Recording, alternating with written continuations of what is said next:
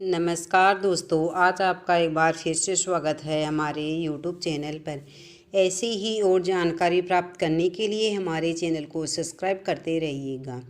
भगवान शिव ने बताया कि कितने ही सगे क्यों न हो, ये 7 बातें किसी को नहीं बतानी चाहिए। और भगवान शिव जब पृथ्वी लोक पर भ्रमण के लिए जाते हैं तो वहाँ पर जाकर देखते हैं कि एक व्यक्ति काफ़ी दुखी और उदास बैठा हुआ था।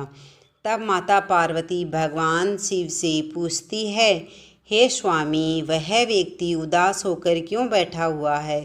तब भगवान शिव माता पार्वती से कहते हैं, हे प्रिय मनुष्य, अपने जीवन काल में यह प्रमुख 7 बातें जो किसी को नहीं बतानी चाहिए वह सभी को बता देता है, जिस कारण उस मानव को कठिनाइयों का सामना करना पड़ता है।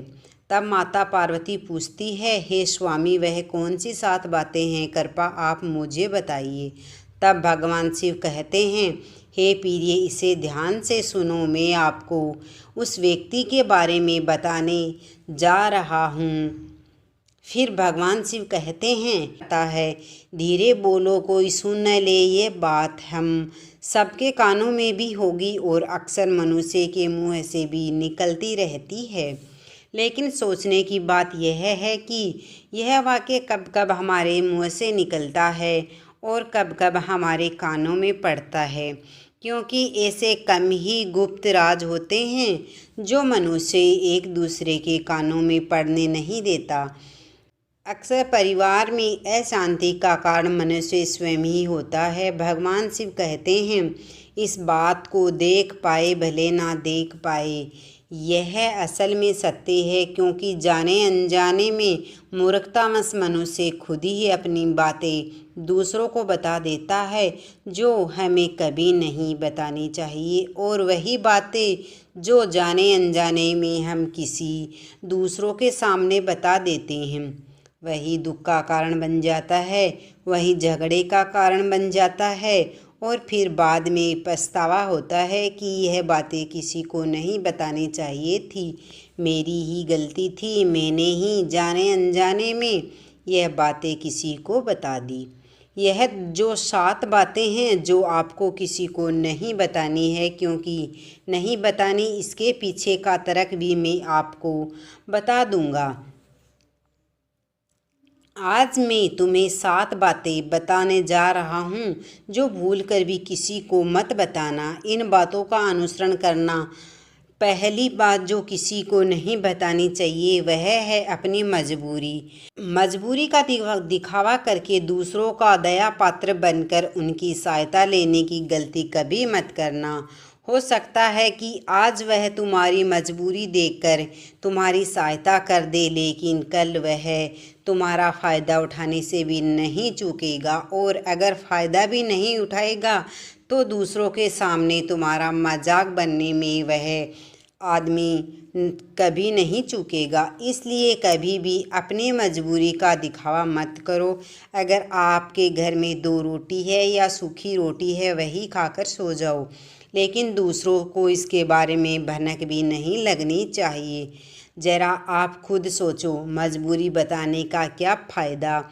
एक इंसान या तो दूसरों से सहानुभूति हासिल करना चाहता है या उनसे कोई आर्थिक मदद कर लेना चाहता है, लेकिन अगर दोनों ही परिस्थितियां आप देखें तो दूसरे आदमी आपका फ़ायदा उठाने से नहीं चूकेगा। अगर आप वह फ़ायदा नहीं भी उठाएगा तो अपनी नज़र में तो आपको मूर्ख ही समझेगा, बेवकूफ़ समझेगा, दूसरों के सामने आपका मजाक बना के रख देगा। इसलिए अपनी मजबूरी के बारे में कभी भी किसी को नहीं बताना चाहिए। दूसरी बात है जो कि किसी को नहीं बतानी चाहिए, वह है अपने अतीत की गलतियां और भविष्य की रणनीतियां। ज़रा सोचो कि अगर आप अपने अतीत की गलतियां किसी दूसरे को बताते हैं तो उसका क्या प्रभाव होगा? वह गलतियां ठीक तो नहीं की जा सकती,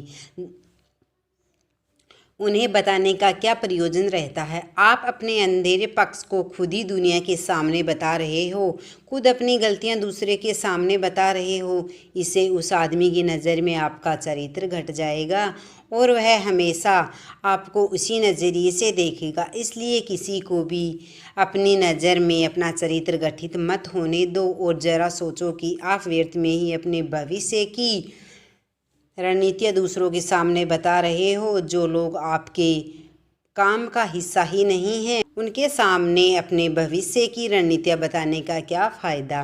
वे लोग आपकी सहायता तो नहीं करेंगे, लेकिन आपकी भविष्य की रणनीतियों में बाधा जरूर उत्पन्न करेंगे। तीसरी बात जो किसी को नहीं बतानी चाहिए वह है अपने घर की बात। जो भी अपने घर के अंदर आपस में बातचीत होती है, हमारे माँ बाप के साथ, हमारी पत्नी के साथ, हमारे बच्चों के साथ, वह बातें परिवार तक ही सीमित रहनी चाहिए। अगर आप इन बातों का दूसरों के सामने ढिंढोरा पीटते हैं तो दूसरों को आपके घर में घुसने का एक मौका मिल जाता है और वह इसका फ़ायदा उठाने से भी कभी नहीं चूकता। वह आपके परिवार के सदस्यों को आपसे दूर लेकर जाने की कोशिश करेगा। अक्सर ऐसा होता है।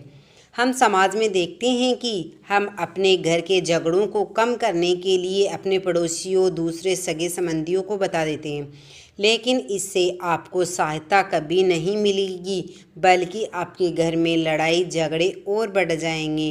इसलिए अपने घर की बातें और अपने घर की लड़ाई झगड़े किसी के सामने नहीं बताना चाहिए। चौथी बात, अपनी आमदनी किसी को भी नहीं बतानी चाहिए। अब अपनी आमदनी न बताने के पीछे क्या प्रयोजन हो सकता है। ज़रा सोचिए कि आप अपनी आमदनी अपने दोस्तों को बता देते हैं, तो जब आपके दोस्तों को ज़रूरत पड़ेगी तो वह सिर्फ आपको ही याद करेंगे, क्योंकि उनको पता है कि उसकी सैलरी कितनी है, वह हमारी मदद कर सकता है। इसलिए ज़्यादा लोग आपसे सहायता मांगेंगे। जब आप सहायता के लिए मना करोगे तो आपसी मतभेद जरूर होगा। इसलिए आमदनी आप दोनों दोस्तों के बीच झगड़े का कारण बन सकती है। कम आमदनी होगी तो लोग उसका मजाक उड़ाएंगे और ज़्यादा होगी तो सहायता मांगेंगे, तो अपनी आमदनी बताने का कोई प्रयोजन नहीं है। पांचवी बात जो मैं आपको बताने जा रहा हूँ उसकी आप गांठ बांध लेना और किसी को नहीं बताना। अपनी कमजोरी और अपनी ताकत अक्सर किसी को पता भी नहीं चलने देना, उसकी कमजोरी या उसकी ताकत क्या है। लेकिन अगर आपको अपनी कमजोरी और अपनी ताकत पता है तो पहली बात तो आप बहुत ही बुद्धिमान आदमी हो, और दूसरी बात कि आपको यह बातें किसी से साझा नहीं करनी चाहिए, क्योंकि अगर अपनी कमजोरी दूसरों को पता चल गई तो आपकी कमजोरी का फ़ायदा उठाएंगे, और अगर आपकी ताकत का पता चल गया तो वही ताकत आपकी कमजोरी बन सकती है, क्योंकि वह ताकत दूसरे आदमी को पता है और वह ताकत की गांठ ढूंढ ही लेगा।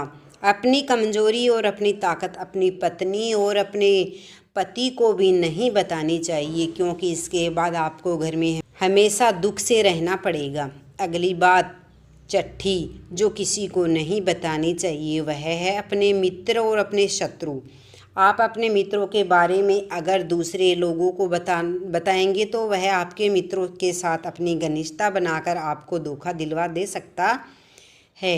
सातवीं और आखिरी बात शिव कहना चाहते हैं, जब तुम दान करते हो तो दान के बारे में किसी को मत बताना, नहीं तो दान करना व्यर्थ है, बेकार हो जाता है। जब आप अपने धन का ढिंढोरा पीटते हो तो आप यह बता रहे हैं कि मैं इतना धनी पुरुष हूँ, और यह आपके अंदर का एक अहंकार बीज बो देगा। इसलिए दान हमेशा गुप्त रूप से ही किया जाना चाहिए।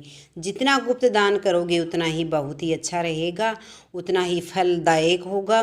जब आपका बायां हाथ दान कर रहा है तो दाएं को भी पता नहीं चलना चाहिए। यह 7 बातें जो शिव भगवान ने माँ पार्वती से बताई थी, इन बातों का अनुसरण करते हुए आप अपने घर में सुख शांति बना सकते हैं और घर के झगड़े हमेशा के लिए दूर कर सकते हैं।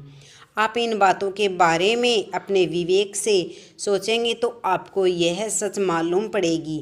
फिर भगवान शिव माता पार्वती से कहते हैं, हे देवी, जो भी मनुष्य इन 7 बातों को अपने जीवन में उतार लेगा तो उनके जीवन में कभी भी कठिनाई नहीं आएगी। दोस्तों वीडियो कैसा लगा? अच्छा लगा तो लाइक शेयर सब्सक्राइब ज़रूर कीजिएगा। धन्यवाद।